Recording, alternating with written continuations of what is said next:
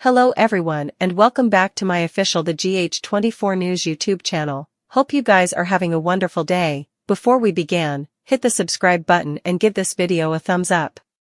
Carly Spencer to team up, but what will they plant in Drew Quartermaine's new house? Could gaining access be the first step to Drew's split from Willow Corinthos?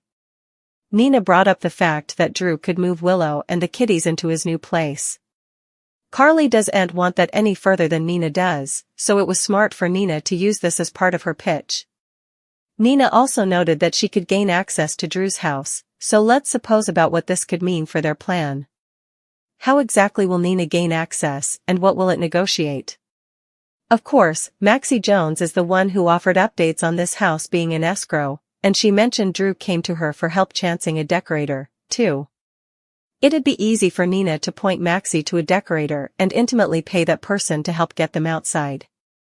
Whatever the case, Nina easily thinks having access to Drew's house could help sink him and tear piecemeal his relationship with Willow. It's logical to assume that Nina and Carly might end up planting commodity in Drew's hearthstone ultimately, so what's it going to be? One option might be a listening device that would allow Carly and Nina to gather further word. Chivying the place could be useful for chancing out about Drew's other shady conditioning and perhaps indeed scoring material to blackmail him anonymously. Since Drew has been taking meetings with people like Selena Wu and Jen Sidwell, he could be headed down a dangerous path that includes crimes and doing effects that could put Willow's kiddies at threat. Opening Willow's eyes to that might be helpful. There's also a chance some substantiation might be planted that could put the new Solon in hot water and potentially indeed land him back in captivity. Would Nina and Carly be willing to resort to a frame-up scheme if they've to? Another intriguing option might be if Carly and Nina factory suggestions to make it look like Drew's infidelity with other women. Maybe this decorator could indeed be paid redundant to pretend she's come Drew's nut and carry an affair. Nina and Carly's plan might produce dubieties for Willow about whether Drew's truly committed to her.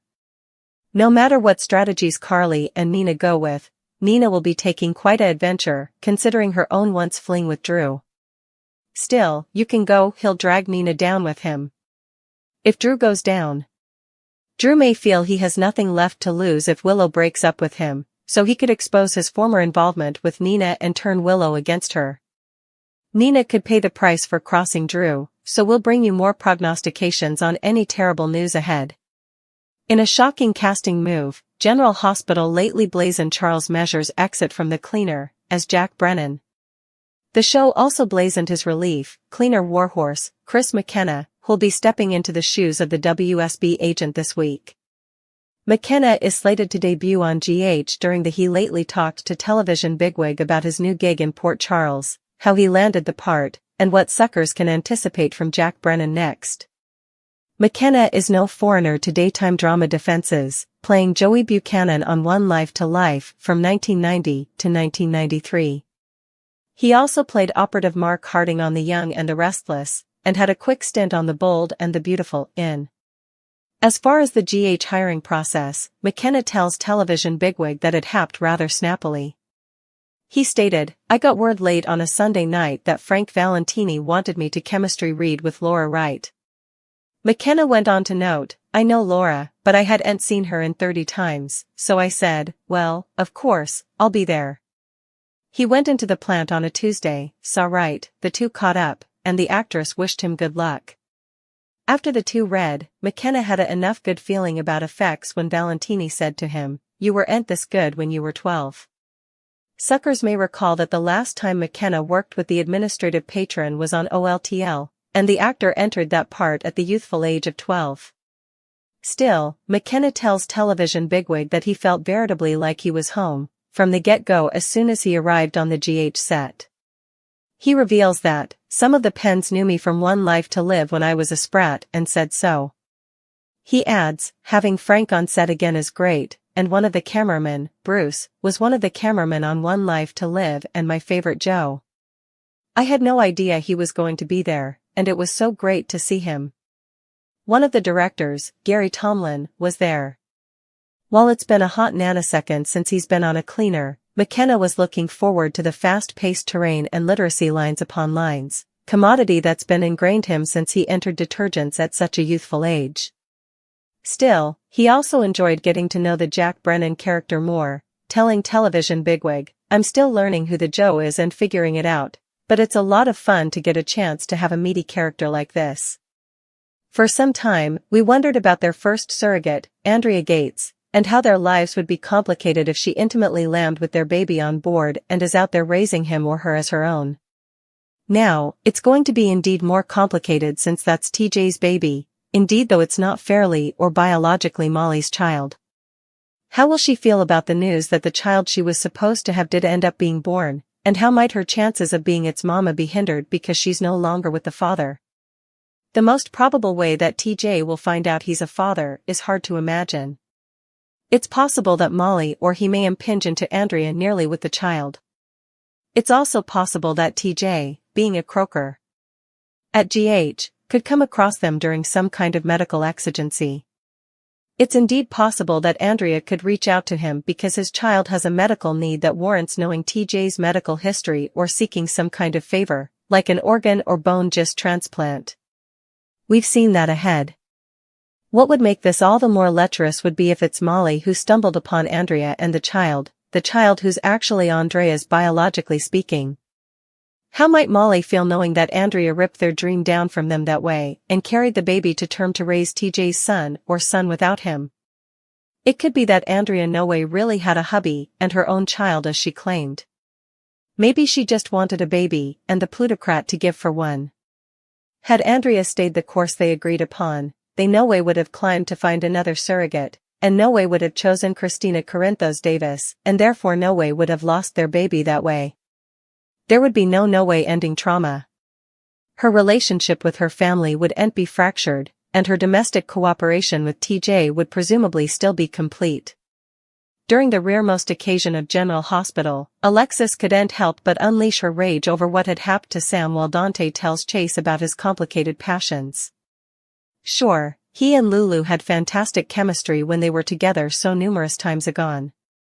But he knows that it was indeed better when he was with Sam. As important as he does want to move on, as it's the healthy thing to do, Dante just can't go of the history. He misses Sam so much, but anyone who has been paying attention would clearly know that formerly.